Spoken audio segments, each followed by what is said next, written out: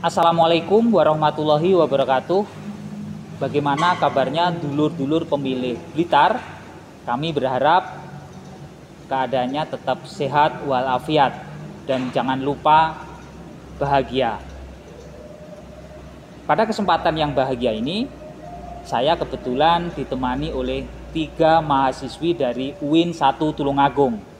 Mereka 2 minggu telah melaksanakan kegiatan magang di KPU Kabupaten Blitar. Kita akan sedikit berbincang dan berbagi pengetahuan, bercerita pengalaman tentang pemilu dan pemilihan yang mereka alami sebagai pemilih pemula. Bagaimana kabarnya? Sehat, Pak. Alhamdulillah. Sehat. Kerasan di KPU ya? Kerasan sekali. Iya. Magang di KPU ya, kalian sebagai mahasiswa Tulungagung ya, saya kira banyak pilihan ya, selain di KPU Kabupaten Blitar. Dulu yang punya inisiatif, ayo magang di KPU Kabupaten Blitar, itu siapa? Saya, Pak. Oh, kamu. Perkenalkan. Oh ya, perkenalkan. Ya, perkenalkan nama saya Fatmala Putri Rohmawati, saya dari Tulungagung. Jadi alasan saya inisiatif saya untuk magang di sini itu karena wakil dekan memberikan anjuran untuk melakukan magang mandiri untuk mengisi liburan di semester 5. Dan ada beberapa opsi yang diberikan oleh Pak Wakil Dekan waktu itu. Jadi ada di KPU, ada di kejaksaan, pengadilan dan instansi lainnya kan Pak. Dan saya tertarik untuk magang di sini karena ini tuh kan saya jurusan hukum. Jadi ini membuat saya tertarik untuk mengetahui KPU itu seperti apa. Iya. Sudah terjawab, KPU itu seperti ini, itu sudah terjawab. Sudah Pak. Iya. Jadi mengisi masa liburan. Iya. Berarti dari sekian mahasiswa yang jurusan hukum yang ada di UIN Tulungagung itu tidak semuanya ya yang mengikuti magang? Iya, tidak semuanya. Tidak semua. Iya. Mengapa kok milih magang? Kan enak ya. Di rumah kan gitu bantu orang tua dan sebagainya. Kok milih magang? Apa itu? Karena ingin menambah ilmu pengetahuan kami kan. Kami jurusan hukum, pasti inginlah mengetahui tentang KPU itu kan ya tentang pemilu dan pemilihan, ingin mengetahui. Jadi nanti kalau ada pemilu, kita bisa memberikan wawasan kepada masyarakat bagaimana pemilu dan pemilihan itu. Siap. Ya, Mbak Faya, kira-kira motivasinya apa sih magang di KPU Kabupaten Blitar? Kalau yang pertama itu ya Pak ya, itu memang karena tadi seperti Fatmala sampaikan, ada anjuran dari wakil dekan, dan itu kita linear dengan jurusan yang kemarin kami tembus semester 5, yaitu jurusannya hukum kepartaian dan pemilu. Jadi kayak semakin wah kalau magang setelah dapat alumni itu kok kayak pas gitu. Jadi masuk aja di KPU seperti itu Pak. Di KPU gitu ya. Kalau Mbak Afra. Motivasinya untuk memilih magang di KPU itu, pertama saya ingin lebih tahu tentang KPU secara mendalam, cara kerjanya gimana. Selain itu, yang kedua saya juga ingin mencari pengalaman kerja sih Pak. Iya, pengalaman bekerja ya. Iya. Kalau boleh tahu, setelah menjadi mahasiswa, cita-citanya pengen kerja di mana sih? Kalau saya inginnya itu jadi ASN gitu Pak. Jadi ASN ya. Iya. Amin, semoga terkabul ya. Ya, 2 minggu sudah menjalani magang di KPU Kabupaten Blitar. Kira-kira apa yang didapatkan selama magang di KPU Kabupaten Blitar? Ya. Kalau yang saya dapat selama 2 minggu ini di KPU, jadi saya ada di divisi hukum dan pengawasan. Di situ saya diajarkan bagaimana cara menyusun abstrak yang baik, bagaimana cara menginventarisasi data-data SK, lalu membuat berita acara. Setelah rapat pleno itu langsung membuat berita acara, seperti itu Pak. Jadi terlibat dalam selain penata administrasian divisi hukum, juga terlibat beberapa kegiatan yang ada di KPU ya. Iya. Kalau Mbak Faya, Kalau saya kebetulan masuk di divisi SOS sosialisasi pendidikan Parmas. pemilih ya, Parmas dan SDM.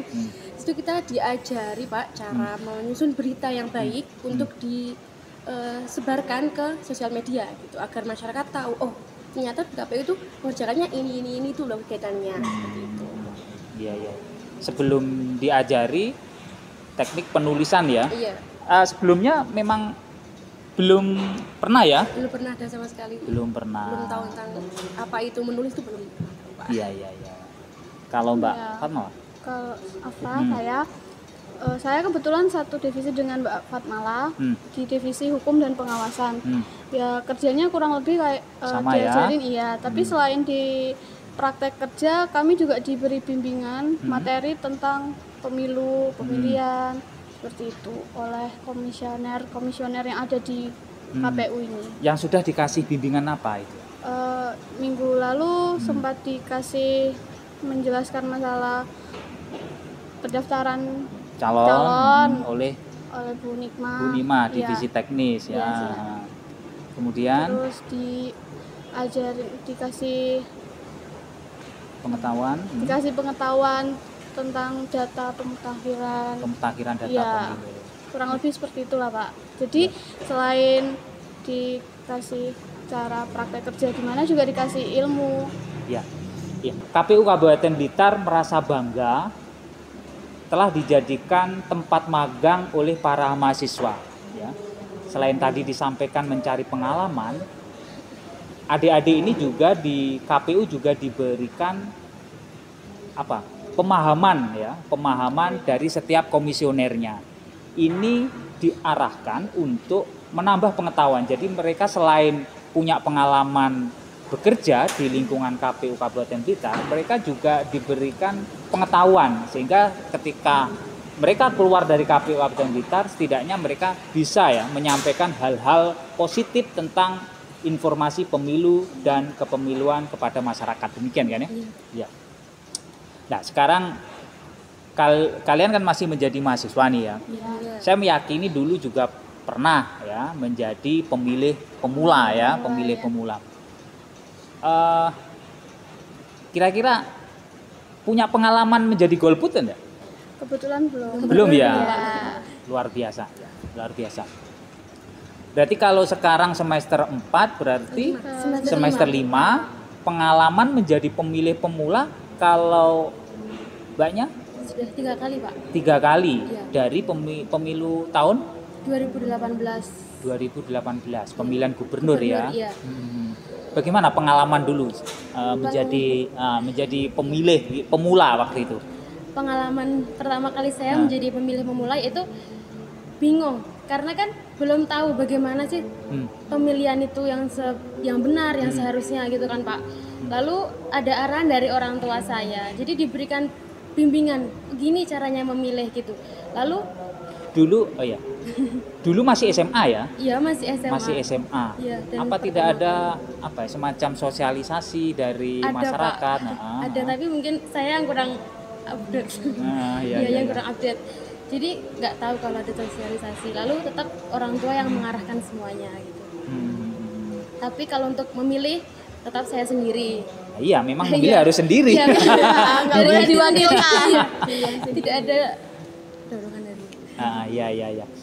Jadi ada dorongan dari orang tua ya, keluarga yang dalam hal ini. Ya. Kalau soal pilihan, waktu itu kan pilihannya gubernur ya, gubernur kan dua calon ya, 2 calon. Yang kemudian untuk memilih A dan B itu orang tua juga mengarahkan tidak? Pertama kali iya Pak. Pertama kali ya. Iya. Dan tanpa ada paksaan tentu ya. Tidak ada paksaan sama sekali. Iya.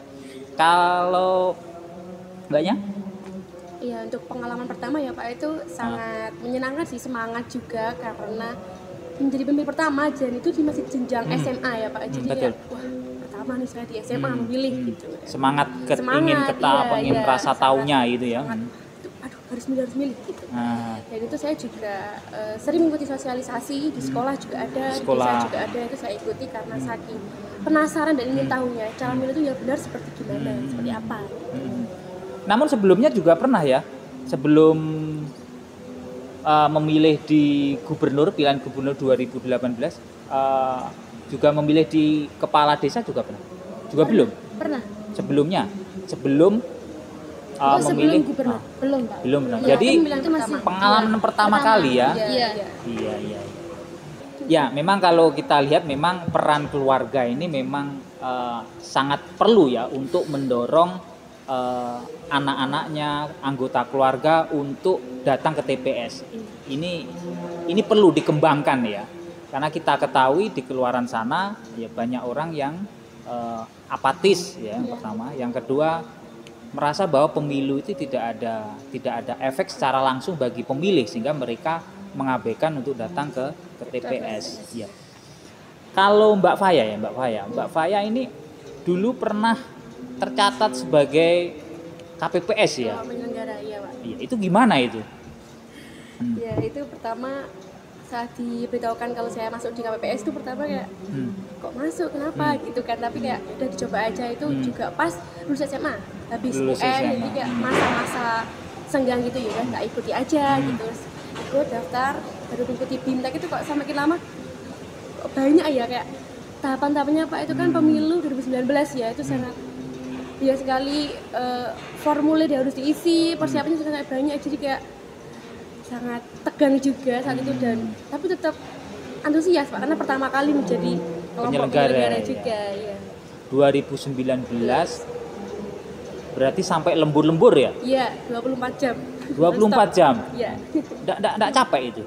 Capek Pak, tapi gimana, tanggung jawab kan? Tanggung sudah jawab. diberikan tugas gitu. Tugas ya. Memang bagi pemilih pemula mungkin Mbak Faya ini memang pada posisi memposisikan bahwa ini adalah pengalaman ya, pengalaman. Tapi ada sebagian, kalau Mbaknya pernah nggak terlibat menjadi penyelenggara? Belum pernah, Pak. Belum pernah. Atau mungkin Mbak siapa? Mbak Fatmala ini menganggapan bahwa menjadi penyelenggara memberatkan, mungkin begitu? Tidak, Pak. Sebenarnya ingin. Belum ada kesempatan ya. Belum ada kesempatan. Ke depan di tahun 2024 saya berharap aktif ya mencari informasi tentang pemilu dan pemilihan, sehingga ketika ada tahapan rekrutmen badan network ya PPK bisa terlibat. Kemudian ya syukur-syukur kalau keterima ya. Kalau tidak keterima jangan putus semangat ya. Ada pendaftaran PPS ya maupun KPPS ya gitu. Sebagai penyelenggara yang pertama, kira-kira pernah enggak yang kemudian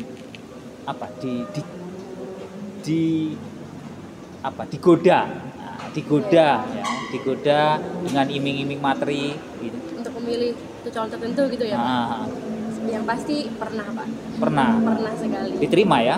Alhamdulillah tidak. Oh. Mengapa kok tidak diterima?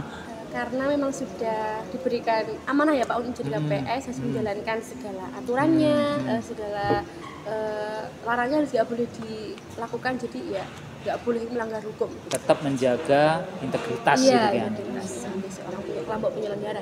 Nah, kalau Mbaknya pernah diiming-imingi kalau untuk itu money politik kan Pak. Iya. Itu pernah diiming-imingi tapi tidak diterima. Tidak diterima. Iya. Karena menurut saya kalau kita menerima itu kan sama aja kita memilih pemimpin yang salah menurut saya. Pemimpin yang salah Iya. gitu ya. Lah terus itu yang ngasih gimana itu? Setelah kamu tolak enggak kecewa? Iya pasti kecewa kan Pak. Itu pada waktu di pemilihan pemilu atau pemilihan? Di setiap pemilihan 2018, 2019. Jadi pasti mesti Iya, selalu ada. menjadi target ya. Iya. Pemilih muda. Kalau pihak keluarga terhadap hal-hal seperti itu. Keluarga tidak menerima. Tidak menerima iya, ya. Karena tahu anaknya mengambil jurusan hukum. Wah, ya mantap. Ya sekali lagi yang perlu digarisbawahi memang keluarga ini memang sangat merupakan pusat edukasi yang bisa mempengaruhi karakter anak. Ketika keluarga itu mengambil pada posisi yang mengambil arah negatif, tentunya anak juga demikian. Itu. Kalau Mbak Afra? Kalau saya Pernah enggak kalau diiming-imingin, diiming-iming? ya pernah Pak. Ah. Ya enggak saya ambil. Berupa apa itu diiming? Uang Pak. Uang. Kok tahu uang? Kan di amplop gitu Pak. Oh, di amplop. Iya di amplop itu.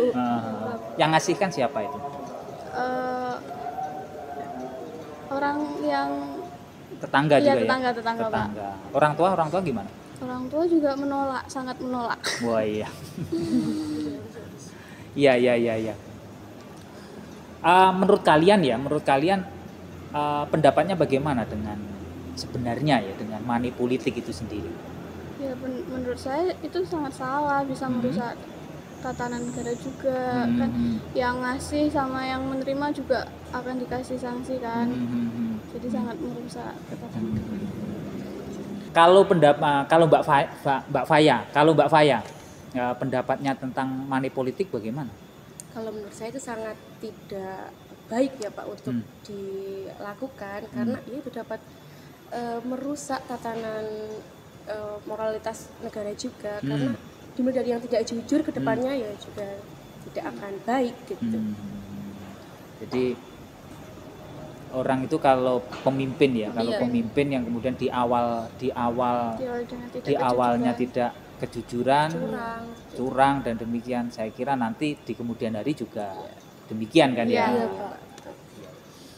Terus apalagi pengalaman yang mungkin bisa dibagikan oleh kawan-kawan pemilih di sana coba? Oh kalau saya itu waktu pemilu Pak, kan itu Gimana? banyak kan Pak ya. Kalau presiden itu saya udah tahu.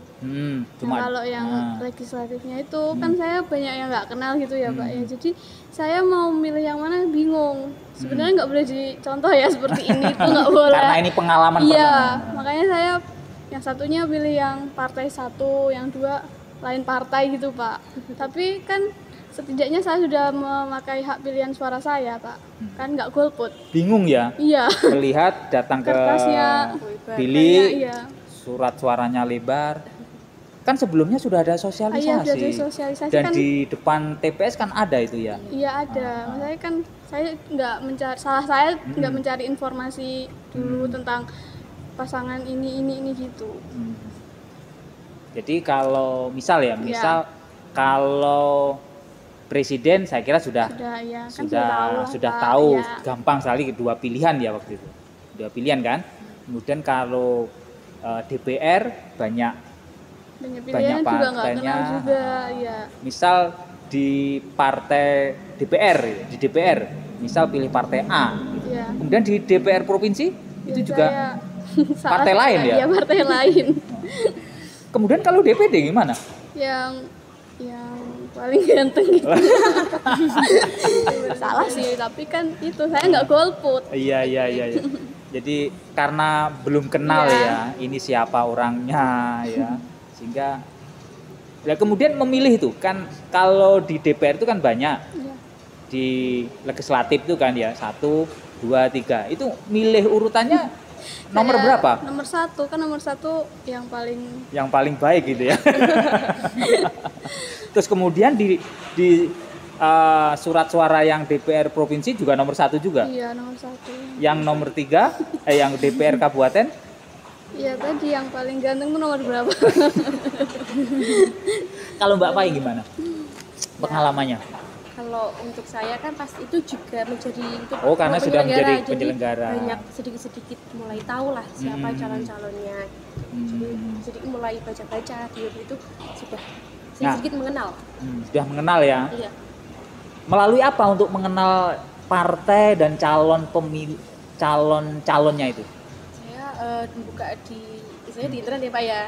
Itu di websitenya KPU itu juga saya cari-cari. Di partai-partai lain itu kan banyak juga itu demikian. Instagramnya itu saya lihat. Terus di baliho-baliho di jalan-jalan itu kan juga ada ya Pak. Ini namanya ini gitu. Kan banyak itu balihonya kan. Partai A juga memampangkan, partai B juga memampangkan. Apa enggak bingung kemudian? Insya Allah enggak Pak, sudah punya pilihan. Sudah punya pilihan. Gimana pengalamannya ya? Pemilu. Pengalaman saya di pemilu 2019 itu ya pasti bingung lah Pak. Kan ada surat suara yang berisi 5 pasangan calon, 5 lembar. Lima lembar. 5 lembar itu ya. Jadi Kalau saya milih itu tetap kan 2018 sudah tidak ikut sosialisasi. Pasti tahun berikutnya ikut sosialisasi. Jadi lebih tahu lagi, terus ingin mengetahui bagaimana sih pasangan calon itu, maksudnya visi misinya gimana gitu, saya cari tahu semua. Lalu saya memilih sesuai hati saya. Hati nurani. Iya. Mantap. Kembali kepada yang DPD tadi. Kalau tadi Iya. mbaknya kan kalau DPD kan gambarnya ada gambarnya, kemudian Iya. kemudian ya biasanya sekali lagi ini biasanya bukan patokan ya.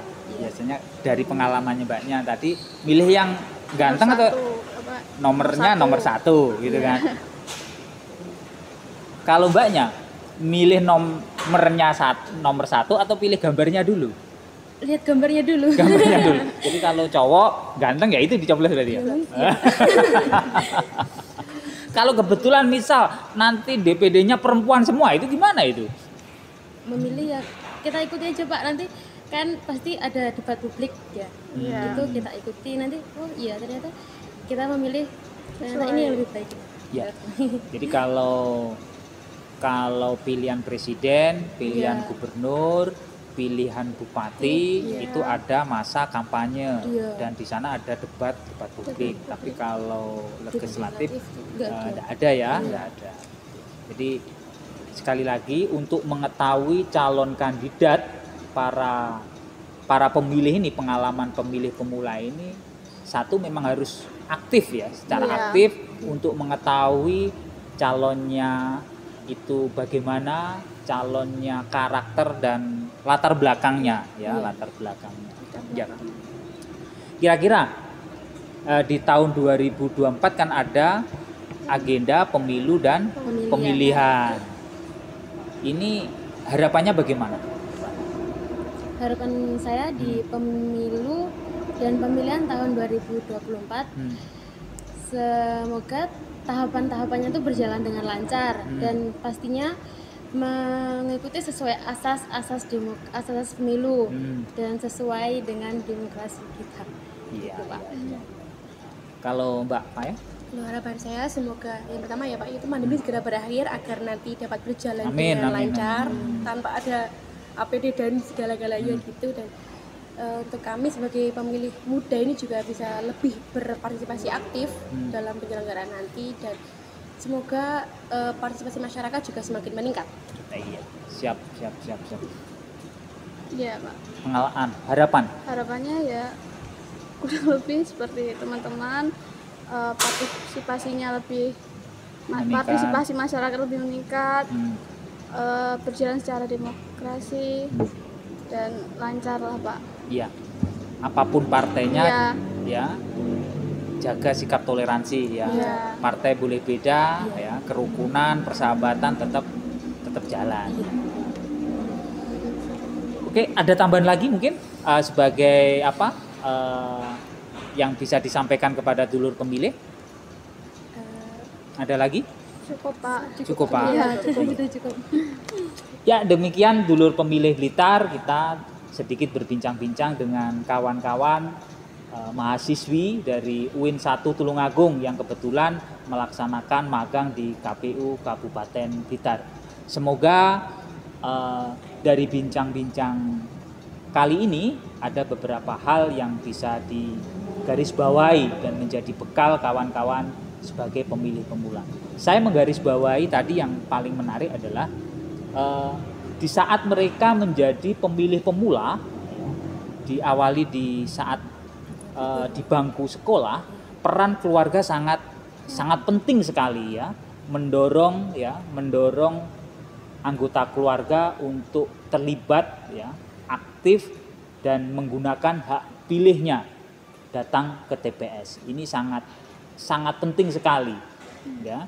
Dan kami berharap pula ke depan ya, keluarga menjadi pusat edukasi berdemokrasi ya, sehingga kualitas demokrasi yang ada di Blitar khususnya dan secara umum di Indonesia akan semakin meningkat.